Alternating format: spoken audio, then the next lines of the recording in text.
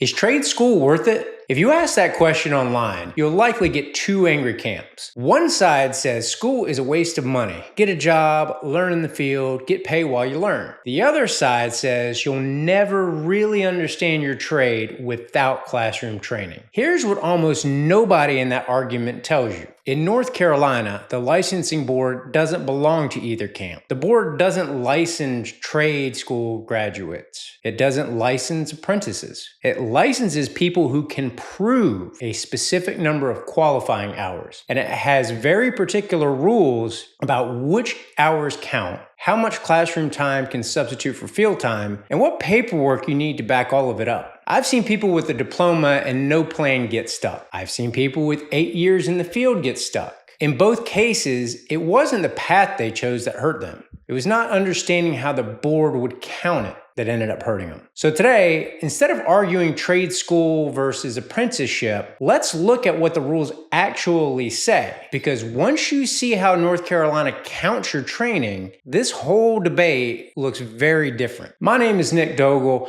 I'm a North Carolina attorney with my firm, North State Law, here in Raleigh, North Carolina, and my practice focuses on professional license defense. I represent licensed professionals in front of the boards and agencies that regulate them, and I help people navigate the licensing process itself. If you're working in the trades in North Carolina, plumbing, HVAC, electrical, or you're thinking about getting into one of them, this video is for you. And if you're a parent, an instructor, or an employer advising someone about their career path, stick around too, because the answer to is trade school worth it depends heavily on details most people never look up until it's too late. Quick note before we dive in. This is for general education, not legal advice for your specific situation. Every license category has its own rules and they change. This is June 2026, July, August, or 2027, they may change and be something different. So you definitely got to double check stuff as things progress. Let's start with why this question even exists. North Carolina licenses the trades for one reason: public protection. When a heating system is installed wrong,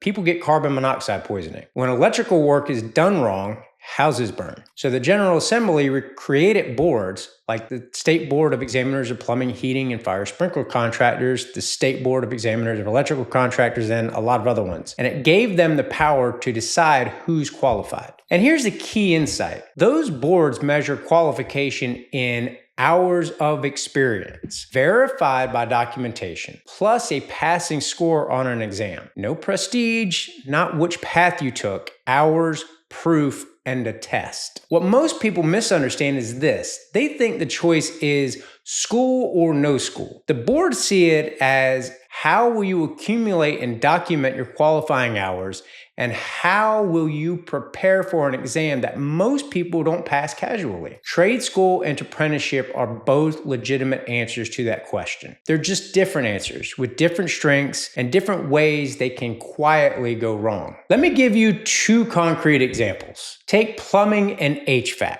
To sit for a plumbing or heating contractor exam in this state, you generally need 2 years or 4,000 hours of full-time on-site experience in the installation, maintenance, service, or repair of those systems. But here's the part that should change how you think about trade school. The board allows up to 1/2 of that requirement, 2,000 hours or about 30 semester hours, to come from academic or technical training directly related to the HVAC plumbing license category. Read that again. The licensing board itself, the regulator, not a school recruiter, has decided that classroom training is valuable enough to count for up to half of your experience requirement. The electrical side counts differently, and this is exactly why you have to read your board's rules, not someone else's. The electrical contractor board splits experience into 2 buckets. You got your primary experience bucket, which is hands-on installation work, and you got your secondary experience bucket, which is related work and training. Every classification has a total hours requirement with a primary floor built in. A limited license takes 3,000 hours, of which 2,000 must be primary. Intermediate takes 5,750 with 5,000 primary.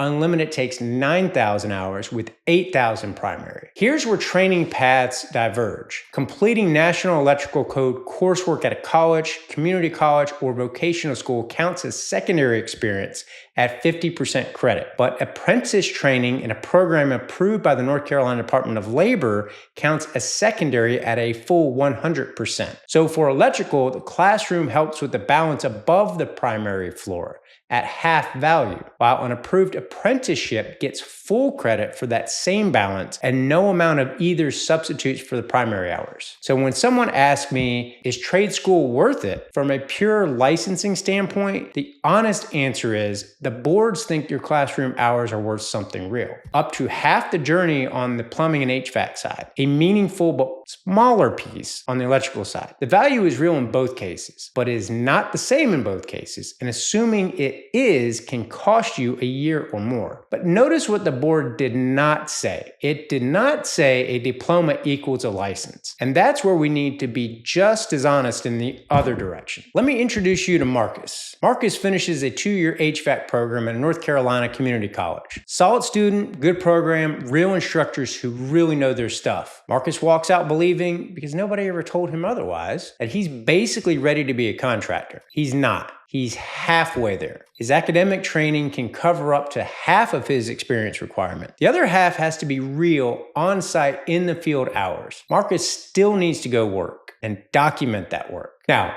is Marcus worse off for having gone to school? Absolutely not. Here's what that program genuinely gave him. First, credited hours from day one. He starts his field career already partway towards exam eligibility with the cleanest documentation there is, college transcript. Nobody has to track Marcus's classroom hours down years later because the register has them. Second, exam preparation. These licensing exams are not formalities. Both boards set the passing score at 70% on long, code-heavy tests. The electrical exam covers the National Electrical Code, North Carolina law, and business practices. And the plumbing and heating contractor exams require passing both a technical part and a business and law part. People who learn only by doing often know how to do the work, but they can struggle to navigate the code book under exam conditions. Classroom training teaches you the why behind the code. And that's exactly what these exams test.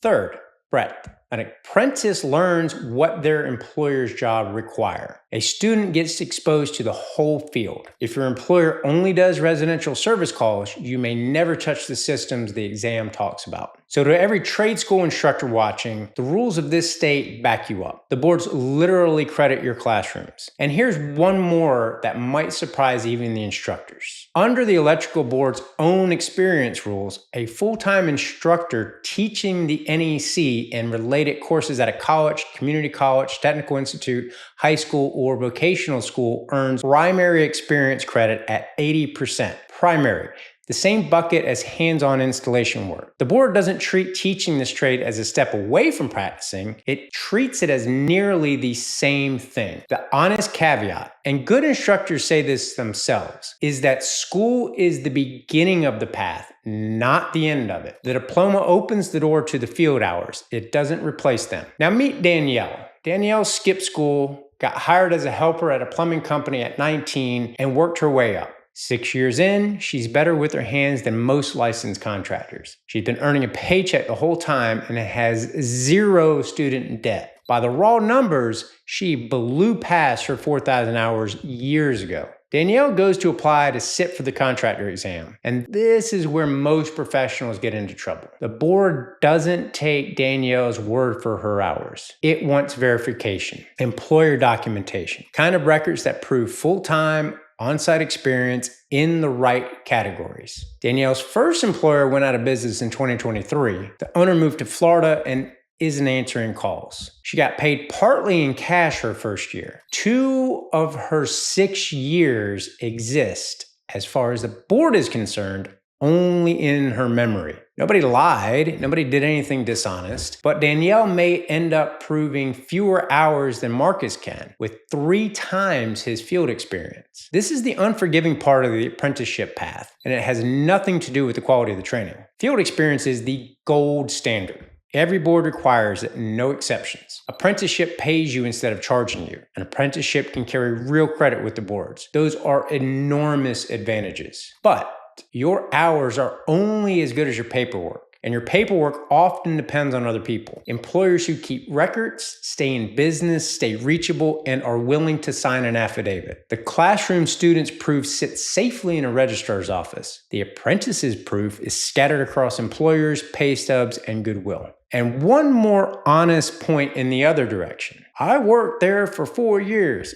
Doesn't automatically mean 4 years of qualifying hours, right? The electrical board, for instance, weighs different categories of experience differently. Time spent driving the truck, running the office, or doing unrelated work may not count the way you assume it does. So whichever path you're on or advising someone about, here are the mistakes I see, and they cluster the same way every time. Mistake 1. Assuming the school handles licensing. Schools educate. Boards license. Graduating is not applying. Some graduates sit on a diploma for 2 or 3 years, never accumulating field hours toward anything because they think a credential is in motion somewhere. It isn't until you put it in motion. Mistake 2. Building hours nobody is recording. If you're working in the field, the time to think about verification is right now, not the week before you apply. Pay stubs, W-2s, written confirmation of your duties, the dates and categories of your work. Under the electrical board's rules, the moment you file an application, you authorize the board to verify everything in it, however the board deems necessary. And that means employer affidavits documenting your hours and the kind of work you did. Imagine tracking down a former boss to confirm work you did 6 years ago. Somebody that may look at you as a potential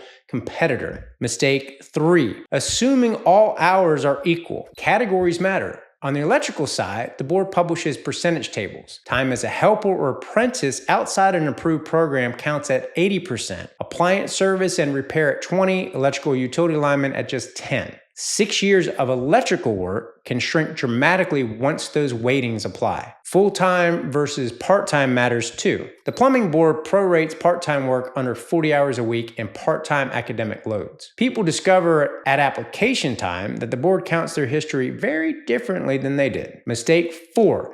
Treating the exam casually. Plenty of genuinely skilled tradespeople fail these exams the first time. Not because they can't do the work, but because the exam tests code navigation and business law, not craftsmanship. That's not an insult to the field trained. It's a reason to take prep seriously, whether that's a formal class or structured self-study. So how do you make this decision well? Generally speaking, here's the mindset we recommend. Don't start with school or no school. Start with the board. Look up the actual license you want, the specific classification, and read its experience requirements before you choose a path. The rules are public. The boards publish them. Then ask yourself 2 honest questions. 1, how do I learn best? And what can I afford? If structured learning and a transcript's worth of guaranteed clean credit appeal to you, school is genuinely a strong play. The state says so in its own rules. If earning while learning fits your life better, apprenticeship is every bit as legitimate. 2, and this is the one almost nobody asks. Whichever path I take, what is my documentation plan? In many cases, the best answer is actually both. Some technical training plus field work with records kept in real time. Keep every pay stub, keep transcripts, get duties confirmed in writing while employers are still around and still friendly. And if you've already hit a wall, the board questions your hours, an application stalls, or something in your past is complicating things, that's the moment to get guidance before you fire off responses or explanations you can't take back. Here's the bottom line. The risk was never trade school versus apprenticeship. It's accumulating years of training that the board can't or won't count. The takeaway. In North Carolina, both paths lead to the same license, and the board will honor either one, but only the hours you can prove in the categories that count. That doesn't mean the system is unfair to people who learn in the field, and it doesn't mean school is a golden ticket. It means licensing in this state is built on documentation, and the people who understand that early, students and apprentices alike, are the ones who sail through. If this was helpful, subscribe to the channel. We make videos like this for licensed professionals all across North Carolina, breaking down how the boards that govern your career actually work so you can protect the license you worked years to earn. I'm Nick Dogle. Thanks again for watching, and I'll see you in the next one. Quick reminder before you go, this video is for educational and informational purposes only. It is not legal advice, and watching it does not create an attorney-client relationship between you and me or North State law. Licensing requirements and board rules change, and every situation is different. So before you make decisions about your license or respond to a licensing board, talk with an attorney about your specific circumstances.